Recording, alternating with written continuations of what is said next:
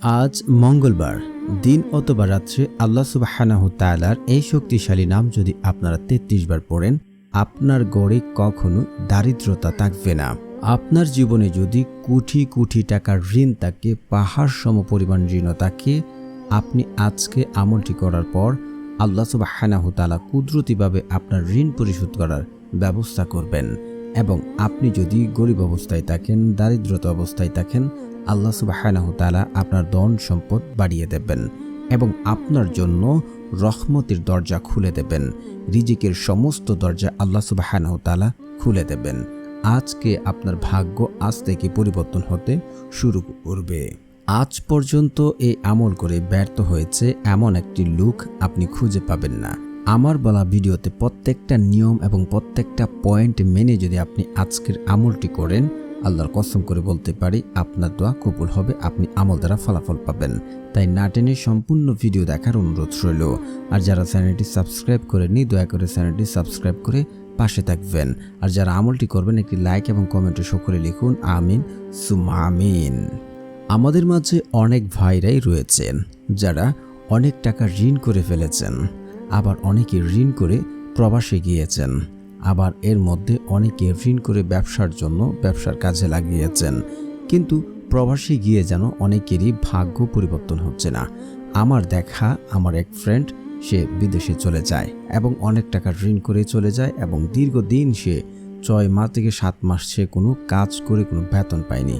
এমনকি সে ঋণের চাপের জন্য সে হন্যহারা হয়ে যায় এবং আল্লাহ সুবহানাহু তাআলার রহমতে সে কিছুদিন আমল করে এবং তার ঋণের যে সমস্যা ছিল সেটা মিটিয়ে ফেলেন এবং তার যে কাজে যেখানে তার টাকা পয়সা দেওয়া হতো না, সেখান থেকে সে আরেকটি ভালো কাজের সন্ধান পান এবং সে এখন আলহামদুলিল্লাহ ভালো অবস্থানে রয়েছেন। তো অনেকেই আছেন বিদেশে গিয়েছেন ঋণ করে, কিন্তু ঋণ পরিশোধ করতে পারছেন না, অপারগ হয়ে গেছেন। অনেকে ব্যবসা বাণিজ্য করার জন্য ঋণ নিয়েছিলেন, কিন্তু ব্যবসা বাণিজ্য তেমন ভালো যাচ্ছে না, ঋণের বোঝা দূর করতে পারছেন না। এখন কি করবেন কিছুই খুঁজে পাচ্ছেন না, বুঝে পাচ্ছেন না। যাদের থেকে ঋণ নিয়েছেন তারা ঋণের চাপ দিচ্ছে এবং আপনি তাদের সামনেও যেতে পারছেন না। আজকের আমলটি যদি আপনি এখিন এবং বিশ্বাসের সাথে আমলটি করতে পারেন, আল্লাহর কসম করে বলতে পারি আল্লাহ রাব্বুল আলামিন আপনার যদি আমলের নিয়ম এবং শর্ত ঠিক দেখে আপনার দোয়া কবুল করবেন, আপনি আমল দ্বারা ফলাফল পাবেন এবং আপনার ধন সম্পদ আল্লাহ সুবহানাহু তাআলা বৃদ্ধি করে দেবেন। আল্লাহ সুবহানাহু তাআলা আপনার জীবনের অভাব অনটন দূর করে দেবেন যদি আপনারা সঠিকভাবে সঠিক পদ্ধতিতে চাইতে পারেন। আবার আমাদের মাঝে অনেকেই দেখা যায় যে বয়স হয়ে যাচ্ছে, বিয়ে করতে পারছেন না, মেয়ে বড় হচ্ছে, টেনশন হচ্ছে, বিয়ে দিতে পারছেন না। আপনারাও আজকের আমলটি করবেন, ইনশাআল্লাহ এই আমলের ওসিলায় আল্লাহ সুবহানাহু তাআলা আপনাদের জীবনের সমস্ত সমস্যা দূর করে দেবেন যদি আপনারা আল্লাহ তাআলার কাছে ভালোভাবে চাইতে পারেন। আল্লাহ রাসূল সাল্লাল্লাহু আলাইহি ওয়াসাল্লাম বলেন, যখন কোনো বান্দা আল্লাহ তাআলার কাছে 2 হাত তুলেন, আল্লাহ রাব্বুল আলামিন ওই সকল বান্দাকে খালি হাতে ফেরত দিতে লজ্জাবোধ করেন। আল্লাহ সুবহানাহু তাআলা কখনোই তার বান্দাদেরকে খালি হাতে ফেরত দেন না। আল্লাহ তাআলা তার বান্দাকে খালি হাতে ফেরত দিতে জানেন না। তো আপনি যদি আল্লাহ তাআলার কাছে দোয়া করেন, আপনি যে আমলের ফলাফল পেতে চান, তাহলে আপনাকে বেশ কিছু শর্ত এবং বেশ কিছু নিয়ম মেনে ফলো করে তারপর আমল করতে হবে। তা না হলে আপনি আমল করলে কোনো কাজে আসবে না। দেখুন আল্লাহ সুবহানাহু তাআলা পবিত্র কোরআনে বলেন, উদউনি আস্তাজিব লাকুম, তোমরা আমাকে ডাকো, আমি তোমাদের ডাকে সাড়া দেব। আল্লাহ তাআলা পবিত্র কোরআনে আরও বলেন, তোমরা আমার কাছে দোয়া করো, আমি তোমাদের দোয়া কবুল করব। আল্লাহ রাব্বুল আলামিন পবিত্র কোরআনে আরও স্পষ্ট ভাষায় বলেন যে সে জাতির ভাগ্য ততক্ষণ পর্যন্ত পরিবর্তন করা হয় না যতক্ষণ পর্যন্ত তারা নিজের চেষ্টা না করে। আপনাকে চেষ্টা করতে হবে, আল্লাহ তাআলার কাছে চাইতে হবে, কোনো একটা কাজে লেগে থাকতে হবে। তাহলে আল্লাহ সুবহানাহু তাআলা সে কাজের মাধ্যমে, সে কাজের ওসিলা করে আপনার জীবনে সুখ শান্তি ভাড়াকা দান করবেন। তো প্রিয় বন্ধুরা, অনেকেই বলতে পারেন যে আল্লাহ তাআলার কাছে চাইলেই পাওয়া যায়, তাহলে আমরা তো অনেক দোয়া করলাম, এমনকি মক্কা শরীফে গিয়েও দোয়া করেছি, কিন্তু দোয়া কবুল হয় না। দেখুন, দোয়া কবুল না হওয়ার বেশ কিছু কারণ রয়েছে।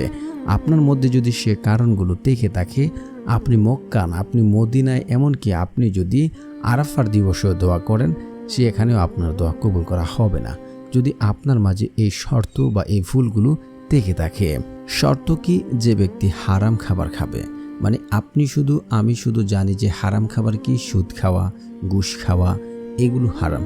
দেখুন, আপনার কাছে একজন 100 টাকা, ধরুন 1000 টাকা রেখে গেছে আপনার কাছে আমানত, কিন্তু আপনি ভাবলেন যে পরবর্তীতে টাকা আমি দিয়ে দেবো, এখন এটা কাজে লাগিয়ে দেই।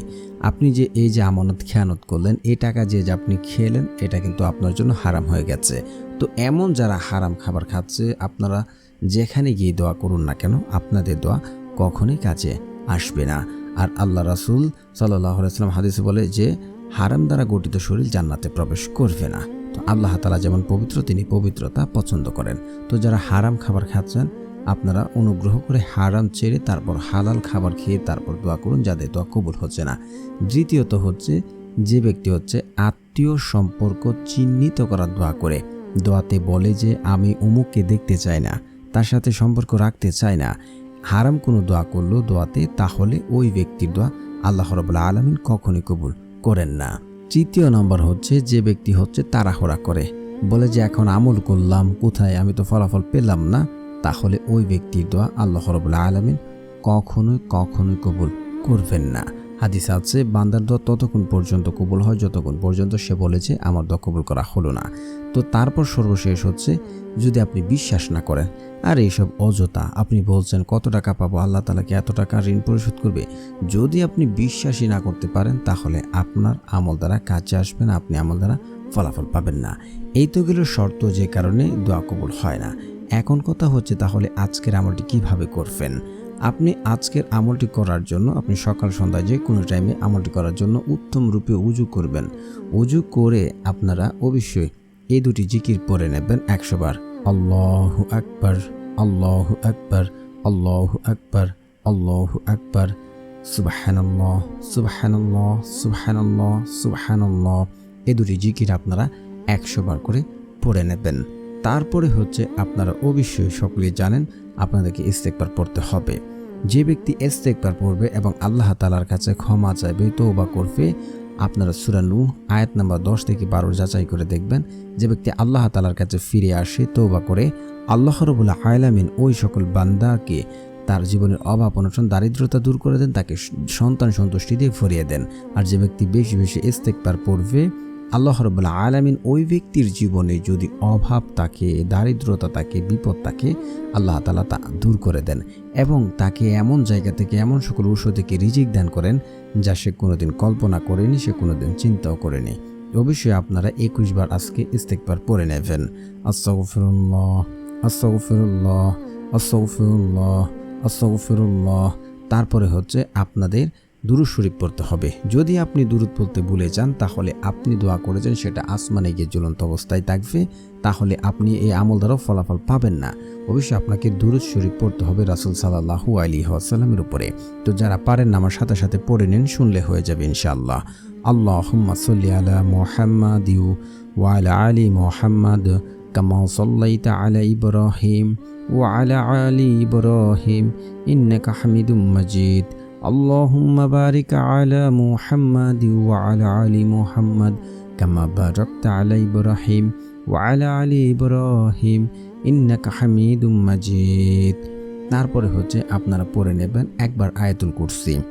আল্লাহু লা ইলাহা ইল্লা হুয়াল হাইয়ুল কাইয়্যুম লা তাখুযুহু সিনআতু ওয়া লা নাওম লাহু মা ফিস সামাওয়াতি ওয়া মা ফিল আরদ من ذا الذي يشفع عنده إلا بإذنه يعلم ما بين أيديهم وما خلفهم ولا يحيطون بشيء من علمه إلا بما شاء وسع كرسيه السماوات والأرض ولا يؤوده حفظهما وهو العلي العظيم।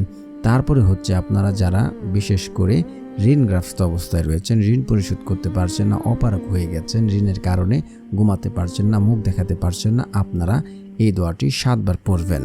বা সবচেয়ে যারা অতিরিক্ত ঋণ রয়েছেন, আপনারা চাইবেন সব সময় করার জন্য, কিন্তু আজকে আমলটির জন্য 7 বার পড়বেন। আল্লাহুম্মা কফিনি বিহালালিকা ওয়ান হারামিকা ওয়া আগনিনি বিফাদলিকা আম্মান সিওয়াক। আমি আবার পড়ছি, আল্লাহুম্মা কফিনি বিহালালিকা ওয়ান হারামিকা ওয়া আগনিনি বিফাদলিকা আম্মান সিওয়াক। তারপরে আপনারা পড়ে নেবেন সূরা ফাতিহা একবার।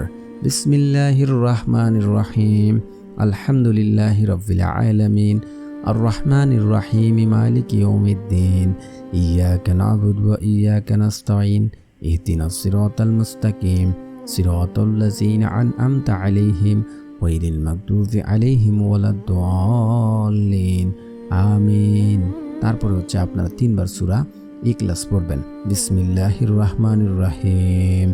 কুল হুয়াল্লাহু আহাদ আল্লাহুস সামাদ লাম ইয়ালিদ ওয়া লাম ইউলাদ ওয়া লাম ইয়াকুল লাহু কুফুয়ান আহাদ। তারপর হচ্ছে আপনার আল্লাহ তাআলার এই শক্তিশালী নামটি 33 বার পড়ে নেবেন। তো প্রিয় বন্ধুরা, যারা চ্যানেলটি সাবস্ক্রাইব করবেন তাদের মনের আশা পূর্ণ হবে ইনশাআল্লাহ। আল্লাহ সুবহানাহু ওয়া তাআলার সেই শক্তিশালী নামটি হচ্ছে ইয়া গাফফারু, ইয়া গাফফারু, ইয়া গাফফারু, ইয়া গাফফারু। তারপর 2 হাত তুলে একিনের সাথে বিশ্বাস রেখে কায়মনুবাক্যে কান্নাকাটি করে 2 চোখের পানি ফেলে আল্লাহ তাআলার কাছে দোয়া করুন। আপনার 2 চোখের পানি জমিনে পড়ার আগেই আল্লাহ সুবহানাহু ওয়া তাআলা আপনার দোয়া কবুল করে নেবে। আমি আল্লাহর কসম করে বলতে পারি, আপনি যদি দোয়া করে বিশ্বাস করতে পারেন যে আমার দোয়া কবুল হবে, কবুল হয়েছে, আল্লাহ শুনেছেন, আমার ফলাফল পাবো, আল্লাহর কসম করে বলছে আপনার দোয়া কবুল হবে। হাদিসে আছে, বান্দা আল্লাহর প্রতি যেমন ধারণা রাখেন আল্লাহ ঠিক তার সাথে তেমন আচরণ করে থাকেন। তো প্রিয় বন্ধুরা, আপনি একিন এবং বিশ্বাস কায়মনুবাক্যে চোখের পানি ফেলে দোয়া করবেন। তারপর আমিন আমিন বলে আপনারা দোয়াগুলো শেষ করে দেবেন। আমিন আমিন সুম্মা আমিন। তো প্রিয় বন্ধুরা, যারা আমলটি করবেন একটা লাইক করবেন এবং কমেন্টে সকলে লিখবেন আমিন আমিন সুম্মা আমিন।